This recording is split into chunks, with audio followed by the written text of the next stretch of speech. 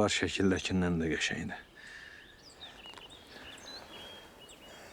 Hə. Komandir çoxdan çatmısan? Sizdən 1-2 dəqiqə qabaq. Məmmədov, Öyle. məktub üstündəsə bir də oxu onu.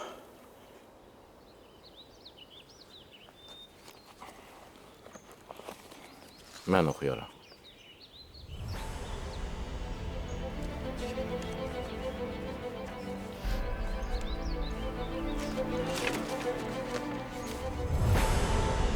Əziz əskər, mən səni tanımıram. Amma inanıram ki, sən Azərbaycana zəfəri bəxş eləyəcəksən.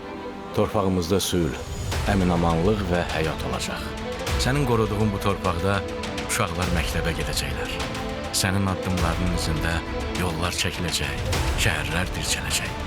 Bu torpağı biz qoruyub, zəhmətini çəkib, bəhrəsini alacağıq. İnsanlar ağaclar əkəcək, torpaq nəfəs alacaq. Sükut azana çevriləcək.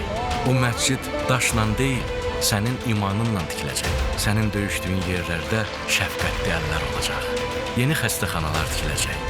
Hər bir sağlam həyat sənin zəfərinin davamı olacaq. Qarabağın səsi, onun musiqisi dünyaya yayılacaq. Əziz əskər, sən torpağı azad edəcəksən. Sən o səssizliyin içində gələcəyin səsini eşidirsən. O zəfər səsi hər yerdə olacaq.